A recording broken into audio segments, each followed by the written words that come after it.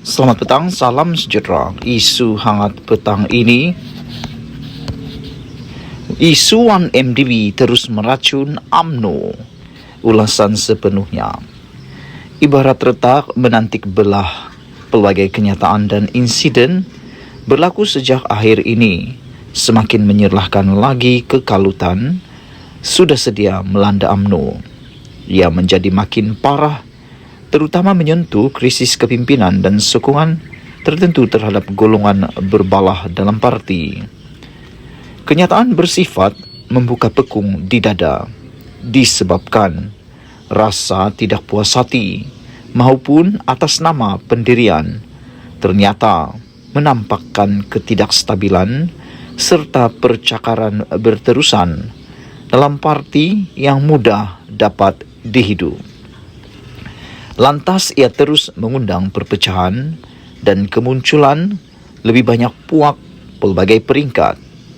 Hal ini bukan kenyataan bersifat rekaan, sebaliknya dikutip daripada hasil ciptaan dicetuskan parti sendiri. Sejak awal isu 1MDB meledak lagi, jelas kelihatan sudah ada percanggahan pandangan berhubung kes sensasi itu pada semua peringkat dalam kalangan pemimpin dan pengikut hingga kepada rakyat. Tidak hairanlah sejak itu, beberapa pemimpin parti secara terbuka membuat kenyataan dan komentar sama ada secara langsung atau tidak berhubung isu serta individu terpalit dengan skandal terburuk sejarah tanah air dan dunia dengan pelbagai telahan dan andaian sehingga mendorong kepada pendirian peribadi. Ada yang masih tegar menyokong, tetapi tidak kurang juga tegar menyanggah.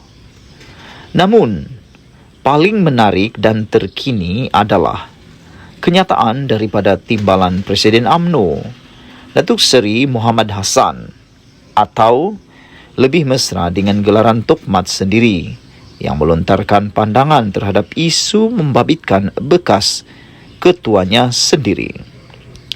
Muhammad yang juga ahli Dewan Undangan Negeri Adun Rantau sebenarnya banyak membuat kenyataan menjurus kepada perlunya hukuman setimpal ditegakkan dan tindakan sewajarnya diambil terhadap isu yang menjadi liability besar menghantui. Muhammad yang juga ahli Dewan Undangan Negeri Adun Rantau sebenarnya banyak membuat kenyataan menjurus kepada perlunya hubungan setimpal ditegakkan dan tindakan sewajarnya diambil terhadap isu yang menjadi liability besar menghantui parti sekaligus meranapkan UMNO dan Barisan Nasional pada PRU lalu. Malah, BN turut kehilangan sekutu kuatnya di Sarawak gara-gara insiden kes 1MDB menghilangkan keyakinan rakyat. Pandangan itu jika diamati dengan hati terbuka dan penuh tawaduk, sememangnya ada merit dan amat berkaitan untuk dibincangkan, walaupun Tokmat dalam konteks kenyataan lain menjelaskan ia diambil di luar konteks. Reaksi terhadap isu 1MDB berdasarkan komentar sinis dilontarkan melalui Suara Rakyat. Majoriti merasakan seolah-olah tiada kesaksamaan dalam pelaksanaan hukuman kes dengan membezakan antara kes mencuri di pasar raya berbanding kes 1MDB. Diakui ilmu dan literasi rakyat marhain mungkin belum sampai ke tahap sewajarnya dalam bidang ilmu hukum, tetapi berdasarkan kacamata umum, kes sebesar ini kelihatan seolah-olah tidak menampakkan apa-apa kesan. Bagi golongan ini, jika 2 mahkamah dan 4 hakim belum dianggap memadai, apalagi yang cukup? Dengan kata lain, inilah inti parti tersirat dalam kenyataan terkini Tokmat seperti disiarkan dalam portal yang boleh diakses semua.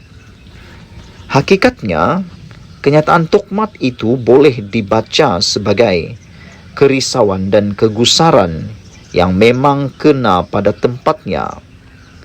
Liabiliti besar membelenggu parti masih belum menemui penyudah dan nokta lagi. Jadi, bagaimana agaknya persediaan dan kekuatan parti boleh diperkasakan bagi menyiap serta memperlengkapkan diri untuk menghadapi PRU nanti. Ini bukan soal keinginan membuak untuk melihat individu terpalit dihumban ke dalam, bersorak kemenangan atau mendukung prinsip keempat rukun negara semata-mata.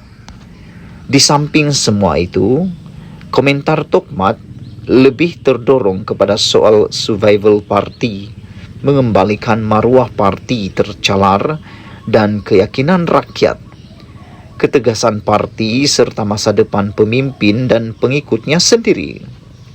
Malah, bagi kes seumpama ini, ia bukan soal UMNO sahaja, kerana tidak kira di sebelah parti atau ideologi mana sekalipun, semua pihak terutama pemimpin parti dan ahli parti sendiri sejujurnya perlu melihat kenyataan timbalan Presiden UMNO itu melalui mata hati dan panca indera luhur dan tulus, bukan hanya mengikut kecenderungan dan sokongan atas nama individu atas alasan apa sekalipun. Dalam soal begini, tiada siapapun selayaknya boleh mengatasi undang-undang, kepentingan parti dan negara. Biar sehebat mana individu diagungkan itu, jika survival parti dan kelangsungan urusan membina negara tergugat angkara perbuatan mendatangkan mudarat, bersedia dan berlapang dada menerima hakikat dan ketentuan. Demikian mungkin antara maksud tersirat terkandung dalam kenyataan timbalan Presiden UMNO yang perlu difahami dan dihayati sepenuhnya. Menyentuh mengenai PRU, mungkin tidak keterlaluan untuk mengatakan jika senario sebegini terus menghantui parti bakal bertanding, apakah tidak mustahil jika dikatakan hasil PRU nanti akan menyaksikan keputusannya akan tetap tergantung seperti berlaku ketika ini? Lalu, apakah kita terpaksa mengharapkan kebergantungan melalui permufakatan untuk membentuk kerajaan yang akan terus menyuburkan lagi insiden lompat parti, sekiranya akta anti lompat parti kekal membeku? Jika demikian, bagaimana agaknya nasib dan masa depan negara bertuah ini tanpa kestabilan politik? Bukankah kita sudah terlalu banyak menghabiskan masa dengan pergelutan dan kekalutan perebutan kuasa, sedangkan jiran tetangga sudah semakin jauh maju ke hadapan? Renungkanlah. Ditulis oleh penolong Naib Chancellor Kepimpinan dan Pembangunan Universiti Malaysia Sarawak, Unimas, dipetik dari BH Online. Sekian isu hangat petang ini. Jangan lupa tinggalkan komen anda. Sila tekan butang subscribe. Malaysia kita punya, kita jaga sama-sama. Cintai Malaysiaku. Kita jumpa lagi. Bye-bye.